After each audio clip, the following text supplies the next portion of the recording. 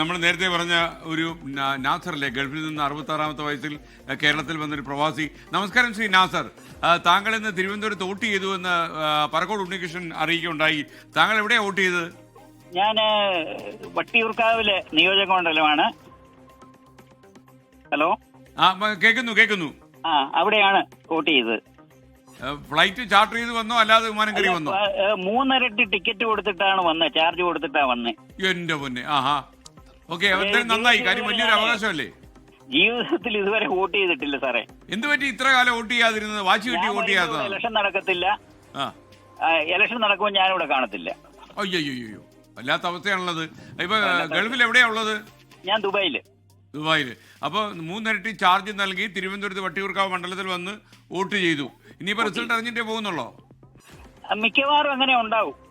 Okay, അതൊക്കെ പോയാ മതി. ഇനിയിപ്പോ എന്തായാലും ഒന്നുകൂടി ഇലക്ഷൻ വരുത്തൊന്നുമില്ല, താങ്കൾ അങ്ങനെ വിചാരിക്കണ്ട.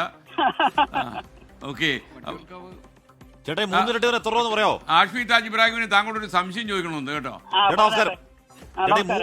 ഈ 3 ഇരട്ടി എന്ന് പറഞ്ഞാൽ എത്ര രൂപ എന്ന് പറയാമോ? 35,000. സാറിനെ എനിക്കറിയാം, സാർ എന്റെ ബന്ധുവും കൂടെ.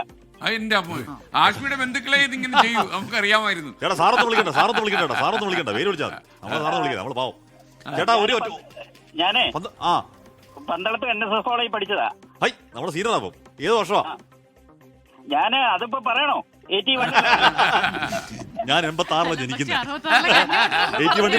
ക്ലാസ്മേറ്റ്സ് ആയിരിക്കും. കാഷുവിന്റെ ബന്ധുവിനെയാണ് ഞാൻ കല്യാണം കഴിച്ചിരിക്കുന്നത്. അത് ശരി. നേരത്തെ അറിഞ്ഞിരുന്നെങ്കിൽ ആഷ്മി അതിനകത്ത് ഇടപെട്ടേനെ. അത് കൊള്ളാം. ഞാൻ ഒരു കാര്യം ചോദിച്ചോട്ടെ, എന്തുകൊണ്ടാണ് വോട്ട് ചെയ്യണം എന്നുള്ള അദമ്യമായ ആഗ്രഹം? അത് വോട്ട് ചെയ്യാവുന്ന ആഗ്രഹത്തിൽ മാത്രമാണോ? ഇത് പറഞ്ഞ് പൊലിപ്പിച്ച് വെച്ചേക്കില്ലയോ? അതുകൊണ്ട് ചെയ്യാമെന്ന് തന്നെ വിചാരിച്ചു.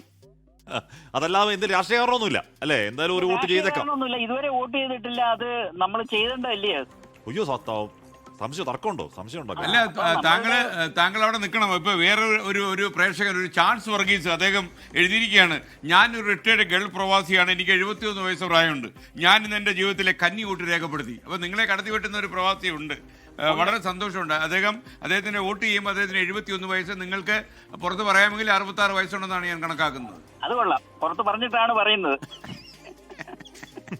എനിക്കിതൊക്കെയല്ലേ ചെയ്യാൻ പറ്റും. ഒരു പന്തളത്തെ കോളേജ് പഠിച്ച ഒരാൾക്ക് ഇങ്ങനെയൊക്കെ ഒരു സഹായമല്ലേ ചെയ്യാൻ പറ്റും എനിക്ക്.